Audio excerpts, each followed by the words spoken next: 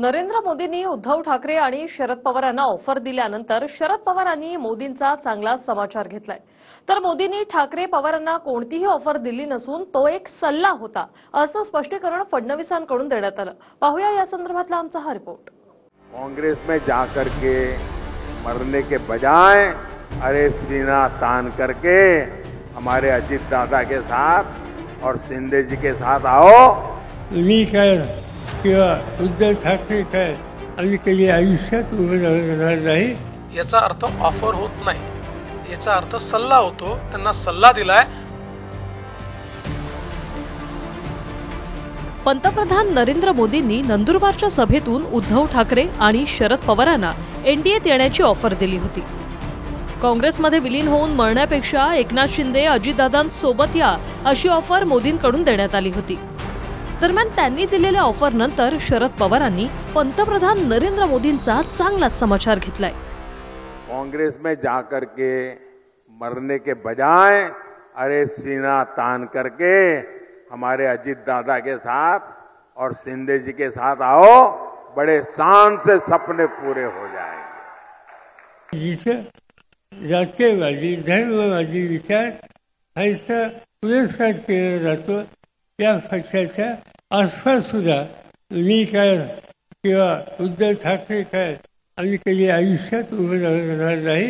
या लोकांना आम्ही सत्तेतून बाहेर कसं काढता येईल त्यासाठी जे काही करता येईल ते करण्यासाठी शक्ती लावणं हे आमचं राष्ट्रीय कर्तव्य आहे असं समजून या कामाकडे आम्ही बघत असतो।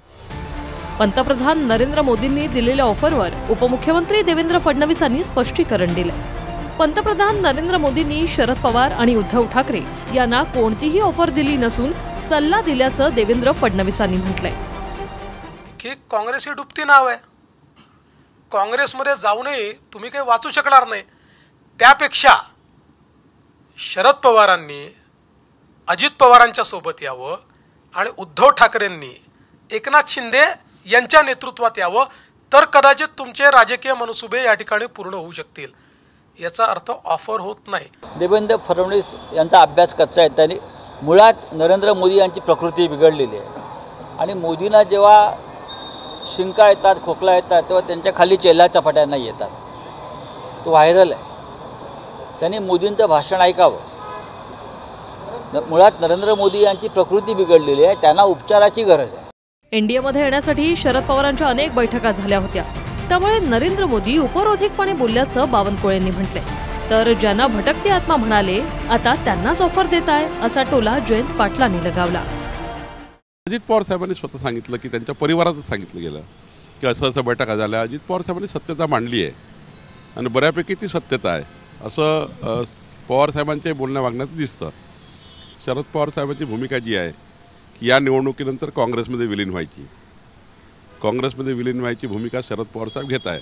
पण मला वाटतं मोदीजी उपरोधिक बोललेत आणि त्याच्यामध्ये सत्यताही आहे। गेल्या 5-6 दिवसात त्यांनी केलेली विधानं भारतातल्या जनतेला विश्वास देणारी आहेत की यांचंच काहीतरी बिघडलेलं आहे आणि हे पुन्हा सत्तेत येण्याची शक्यता नाही अशी विधानं सतत करतायत। कधी पवार साहेबांच्यावर टोकाची टीका करतायत।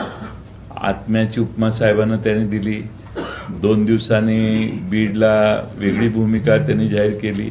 आज तर वेगळीच भूमिका जाहीर करतायत। म्हणजे एका बाजूने पवार साहेबांच्यावर टीका करताय आणि दुसऱ्या बाजूने निमंत्रणे देत आहे आणि म्हणून मला वाटतं की त्यांचा वारू जरा भरकटलेला आहे। मागील अनेक दिवसांपासून मविया आणि महायुतीत आरोप प्रत्यारोप सुरू आहेत। महाराष्ट्रात सभा घेत नरेंद्र मोदींनी उद्धव ठाकरे शरद पवारांवर सडकून टीका केली। मात्र मोदींनी ठाकरे पवारांना दिलेल्या ऑफर नंतर राज्यात चांगलंच राजकारण तापलंय। Bureau report TV9 Marathi.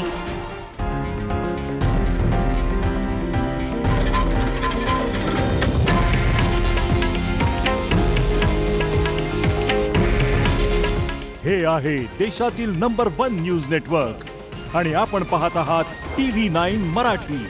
काळजी तुमची, हित महाराष्ट्राचं।